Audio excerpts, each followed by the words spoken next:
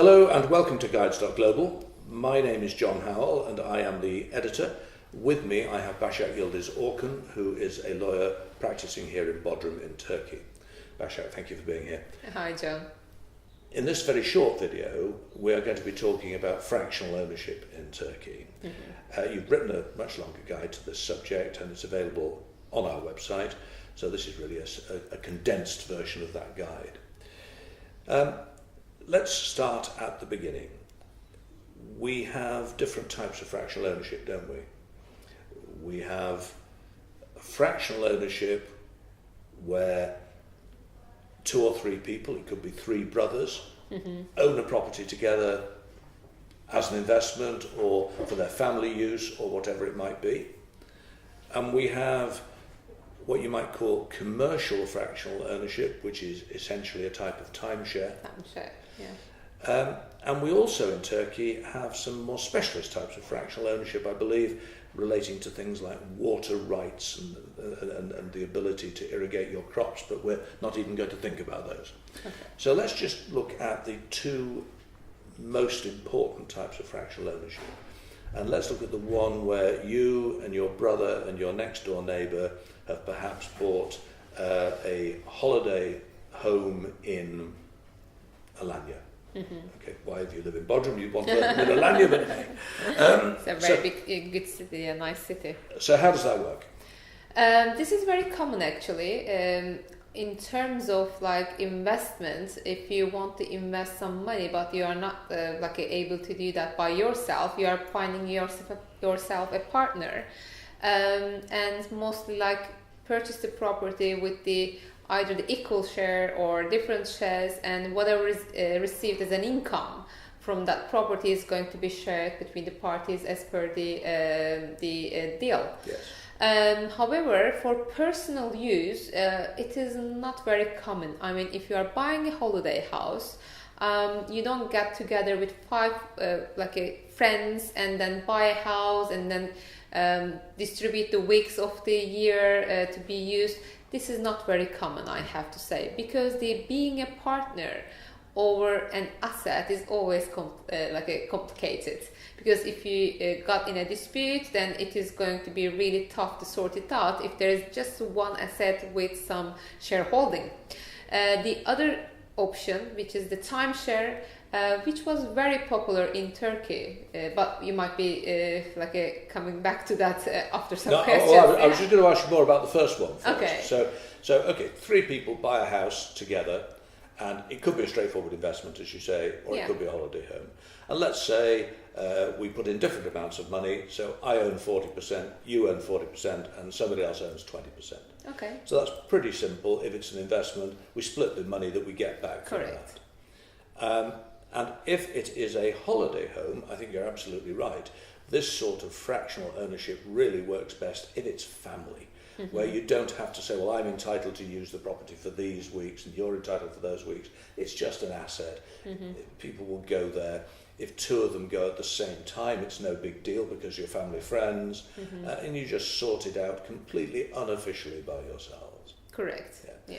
But you can, if you wish, put on top of that some sort of contract that says, well, we agree that I shall use the property for these weeks and you shall use the property for these weeks. But it's just not common in Turkey. It is not common, and of course the contract should be legally binding, and it's not common. It is a bit tough to make it fairly binding for the parties, because if there is a immovable, it always have to be at the land registry if you want it to be 100% a binding for between the parties or to the third parties. So basically this is one of the things. And also if you are a shareholder of a property, then there are some further matters comes to you as a possible disputes in the future. I mean, if one of the party wants to sell the share, then there will be a problem, because if the other one is not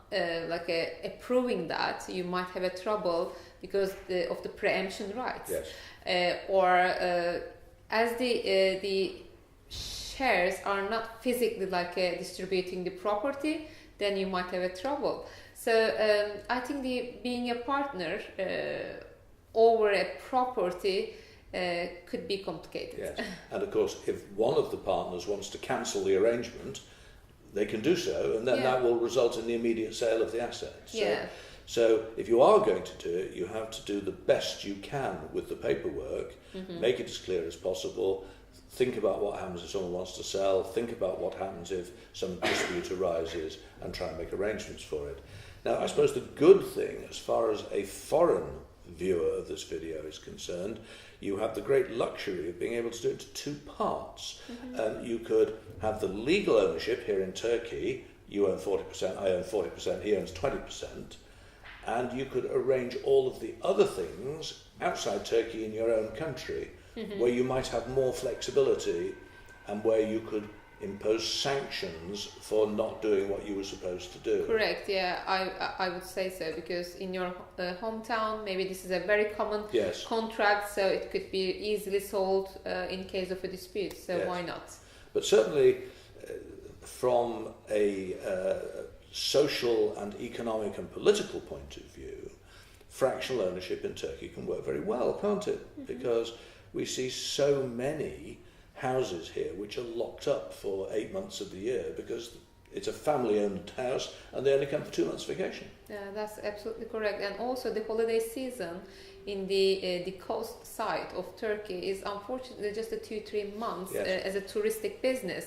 But on the other hand, actually you can leave the sunshine and summer for about 6 months. You know, so I would agree with you saying that it will work economically very well for the parties. You can just own a house for half price. Well, or a quarter of the price. Or a quarter, why not? Yes. So, something to think about if you're looking for a cheap holiday home in Turkey. Maybe let's think about fractional ownership and have 3 or 4 people owning the house together, but you have to be aware of the problems that could flow from it and try to tackle them when you set it up. Correct. Okay, let's turn now to the other type of fractional ownership, the commercial fractional ownership, the sort of the products being offered by the major American hotel brands and the like. You don't have much of that in Turkey. No, like buying a hotel room, maybe procedurally or legally it could be done, but I haven't come across with any example yet.